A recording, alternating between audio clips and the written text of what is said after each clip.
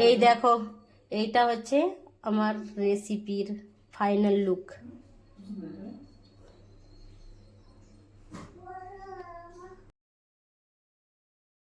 নমস্কার বন্ধুরা, তোমরা সবাই কেমন আছো? আমি খুব ভালো আছি। তো ওয়েলকাম মাই ইউটিউব চ্যানেল সামনা কিচেনে সবাইকে স্বাগত। তো আমি আজকে বানাবো তেলেপিয়া মাছ দিয়ে আলু বেগুন পাতলা ঝোল। তো তার জন্য কি কি নিয়ে নিয়েছি একবার দেখিয়ে দিই। নিয়েছি আমি মাছ, তো দেখো কত সুন্দর লাগছে, পুরো লাল লাল। আজকে জ্যান্ত মাছ এনেছে তোমাদের দাদা। এখানে মাছ নিয়ে নিয়েছি, এখানে বেগুন আর এখানে আলু আর পেঁয়াজ আর টমেটোকে ভালো করে আমি ঘষে নিয়েছি। তো এটা ধনে পাতা আর টমেটোকে আমি এরকম চার ফালি করে রেখেছি। আর কাঁচা লঙ্কা গুলাকে আমি এরকম করে কেটে রেখেছি। যে আদা রসুনের আমি পেস্ট করে নিয়েছি, মানে কুচে নিয়েছি।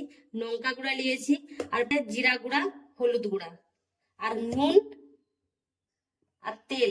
মাছটা এখন ভাজবো, তার জন্য দিয়ে দেবো আমি নুন, গুঁড়া, হলুদ গুঁড়া।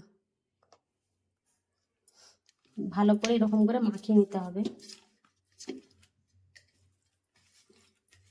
তো মাছটা আমার মাখানো হয়ে গেছে, এবারে আমি গ্যাসটাকে আমি জ্বালাবো। তো কড়াটা আমার গরম হয়ে গেছে, তো আজকে আমি তেল দিয়ে দেবো।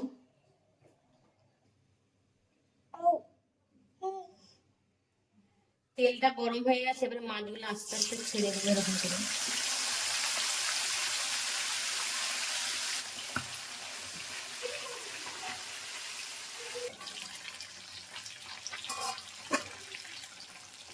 মোচমোচা করে ভাজা হয়ে গেছে, এটাকে এবারে পাল্টে দেবো এরকম করে। তোমাদের পুরো একদম এরকম করে পাল্টে দিয়েছি।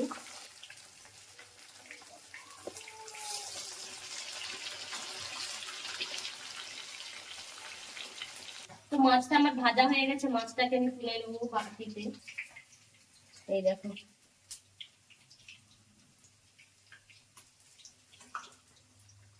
একদম মচমচা করে ভাজা হয়ে গেছে।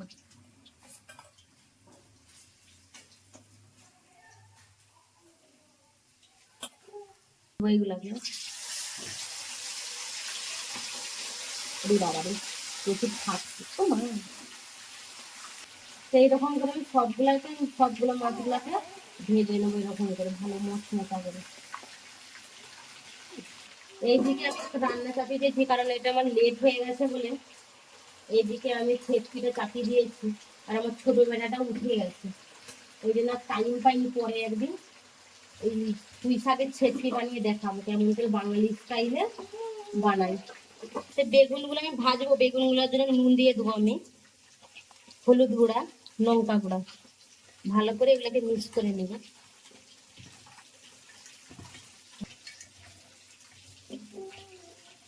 আলুগুলাকে এরকম ভালো করে আমি মিক্স করে নেব, তার জন্য একটু নুন দেব,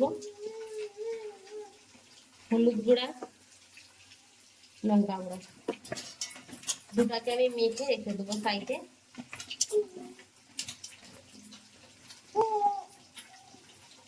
তো আমার এগুলো সব ভাজা হয়ে গেছে, এগুলো আমি সাইডে রেখে দেবো, ভেজে দেবো।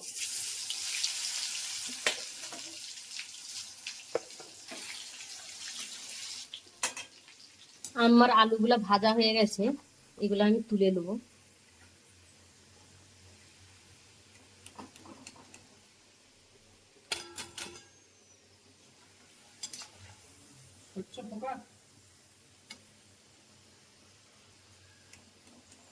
এবারে বেগুনগুলা দিয়ে দেবো।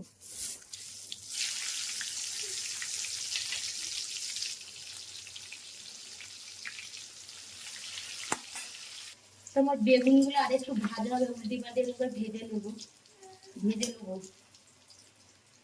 টানা যায়নি।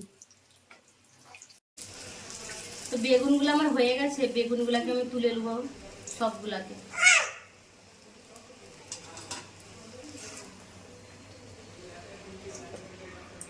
যে তেলটা আমি মাছ ভেজেছিলাম তাতেই আমি পেঁয়াজ আর টমেটোটা আমি একটু দিয়ে দেবো।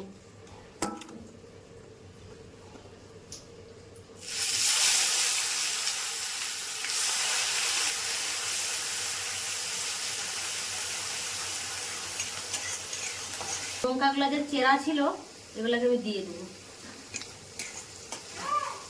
লঙ্কা দেবো 1 চামচ, হলুদ গুঁড়া, জিরা গুঁড়া দেবো। এখানে যে আদা রসুন কুচাটা আছে এটা দিয়ে দেবো। তো দেখো মশলা থেকে আমার তেলটা ছেড়ে দিয়েছে, যে আলুগুলো যে ভাজা আছে এটা একটু দিয়ে দেবো।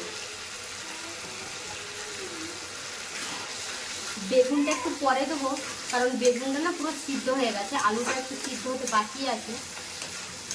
এটা একটু সিদ্ধ হয়ে গেলে তারপরে লাস্ট মাথা দিয়ে দেবো। আর এখানে যে আলুগুলো দেওয়ার পরে যে টমেটোগুলো ফালি করে রেখেছিলাম ওগুলো দিয়ে দেবো।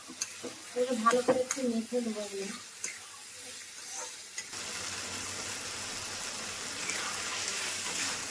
তো বন্ধুরা আমার না নুনটা দিতে আমি ভুলে গেছিলাম তখন, তো এখন আমি সেই নুনটা দিয়ে দেবো। নুনটা দিয়ে দেবো 1 চামচ। ভালো করে নেড়ে দেবো। বেগুনগুলো ভেজে রেখেছিলাম এগুলো সব একটা একটা করে দিয়ে দেবো। ভালো করে এরকম করে নেড়ে নিতে হবে। তো বন্ধুরা এটা আমার হয়ে গেছে, এবার একটা পানি দিয়ে দেবো।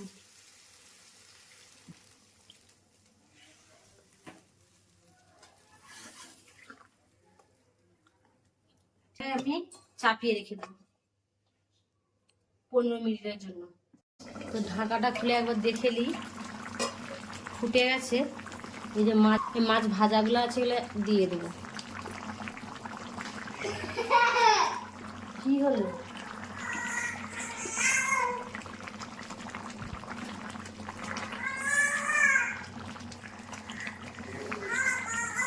সব একটু দিয়ে দিই ধনে পাতাগুলো দিয়ে ঢাকা দিয়ে রেখে দিব 5 মিনিটের জন্য। সিদ্ধ হয়ে গেছে, এটা হয়ে গেছে, এটা আমরা নামিয়ে নেবো। এটা আমার হয়ে গেছে, তো আমি এটা থালায় বেড়ে আমি দেখাচ্ছি জানার জন্য আর কি সব ঢেলে দিয়েছি। এই দেখো এইটা হচ্ছে আমার রেসিপির ফাইনাল লুক। তো বন্ধুরা আমার রেসিপিটা হয়ে গেছে, তোমরা ঘরে ট্রাই করে দেখতে পারো কেমন হয়েছে। তো ট্রাই করে আমাকে কমেন্ট করে জানাবে কেমন হলো আমার রেসিপিটা। আরো নতুন নতুন রেসিপি দেখার জন্য প্লিজ প্লিজ আমার চ্যানেলটাকে সাবস্ক্রাইব করে দিবে, ফলো করে দিবে। তো এখানের মতো আজকের মতো এখানেই সমাপ্ত। সবাই ভালো থাকবে, সুস্থ থাকবে। দেখা হচ্ছে একটা নতুন রেসিপির সাথে। হয়ে গেছে।